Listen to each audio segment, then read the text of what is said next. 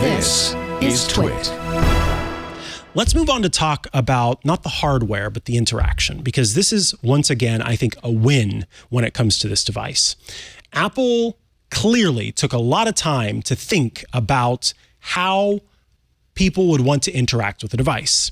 The argument has been for a long time that something about the devices that Meta provides that require, in many cases, controllers means that it's one more component that people have to learn, which provides friction to get someone interested in using the device.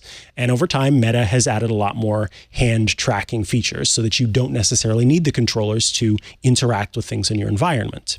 Apple, from the get-go, does not offer any kind of controller. Instead, it is all hand tracking.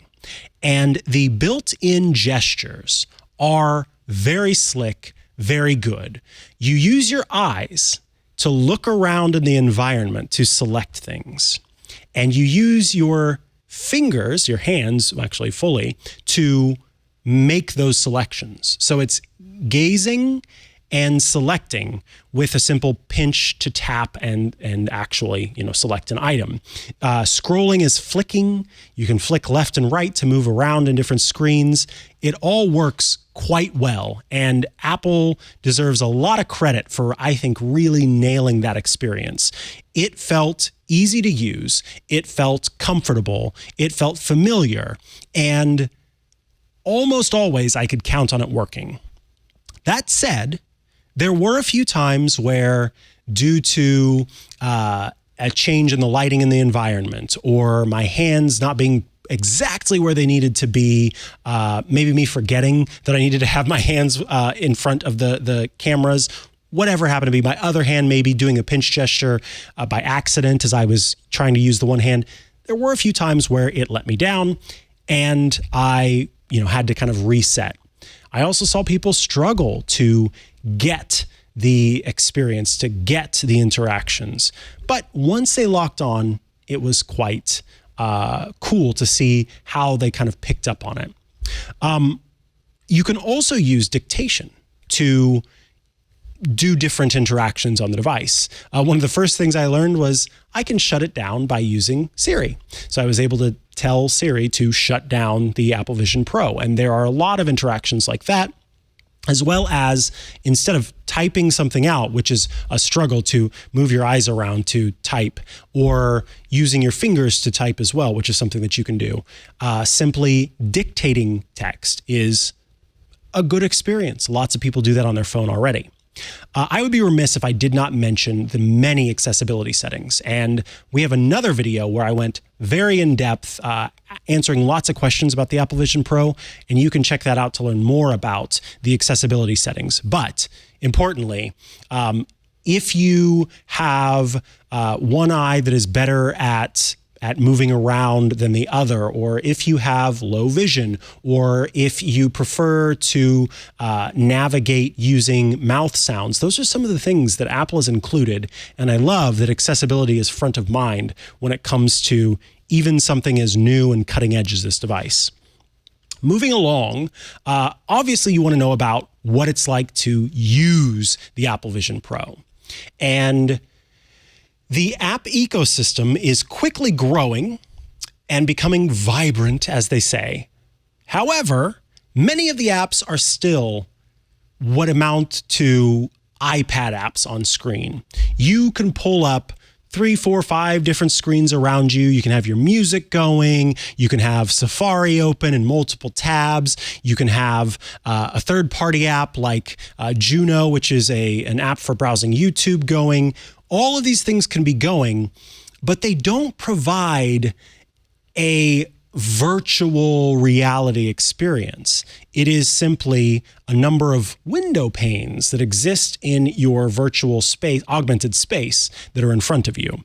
So if you are waiting for those magical, otherworldly experiences, that may take some time as developers continue to play around with it. A lot of developers kind of brought their apps into Vision Pro in their current forms, and have just now started to experiment with creating apps that are actually providing a true full-on experience.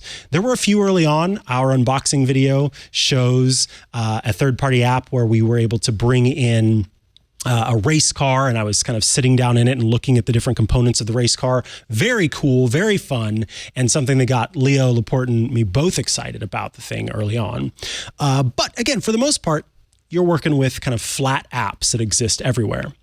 One of the standout features, according to all of the early reviews and reactions to the Apple Vision Pro, seem to surround using this device as a personal theater. I tried 3D movies, 2D movies, and Apple's immersive movies or videos with this headset, and it is compelling. As I mentioned, when you're looking at content that is augmented into the reality, that stuff is sharp, it's brilliant, it's beautiful, it looks great, it moves at the frame rate that it's supposed to, you get the immersive sound, it's magical, it's amazing. And so that is a compelling experience. I very clearly see this being a device that is an entertainment device. But you could also buy a really nice television for $3,500 and maybe even save some money. So that's something to keep in mind. And also that means that other people can sit in the room and watch that content with you. It was neat to be able to make a screen in front of me that appeared as if it was taking up the full wall. Very cool to do. And I, again, understand why that is quickly stuck out as the way that people would want to interact with this device. The other thing I'll say is that the most amazing experience I had with the Apple Vision Pro was during the unboxing when we looked at an interactive dinosaur experience. And in that experience, you could kind of interact with the creatures on screen. A huge dinosaur popped out of the pane that was in front of me and looked like it almost ate Leo's head off. It was so cool and so much better in quality than anything I'd ever seen before. And that really stood out. So if more of that kind of content gets added, I think this becomes a more compelling device and a more compelling offering. I'm looking forward to seeing what developers do going forward, and I think that that's going to make a big difference, as well as how Apple improves upon Vision OS in the future. It also can be a personal gaming system. For games that you can play in Apple Arcade, it works with third-party controllers. You can play, a basketball game in your virtual space. One other thing that I want to mention, because this was a very common question that I got, was, does this thing capture photos and videos? It does. And you can also view photos and videos on it. It captures what are called spatial photos and videos. They are photos that have depth information and videos that have depth information so that you can kind of look into the world and see how things are layered. Overall, I was not very impressed with that feature. It was, it felt more gimmicky. And again, it was a letdown based on the early reactions that we had heard from folks who got to try this device out at WWDC, at the Worldwide Developers Conference. I think a lot of that hype that was there made the expectations so high, and so trying the device out in the end didn't quite live up to those expectations. But I also want to mention that I did a FaceTime call with Anthony Nielsen and Matthew Casanelli, former host of Smart Tech Today on the network. And while at first, using our digital personas, these sort of 3D personas that are captured using the Apple Vision Pro, while at first it was a little uncanny valley and a little weird, as we continued on with our FaceTime conversation and as we played a virtual board game in front of us, I started to forget that I was looking at a persona of these two people. And it became, again, another one of those compelling use cases for the device. connecting with people in other places and feeling more like they are sitting across from you was a really cool thing. Seeing some facial reactions, being able to kind of look into their view, see their arms and hands moving around, very compelling and made the experience more enjoyable than if we were just doing, say, a Zoom call that had a built-in gaming feature.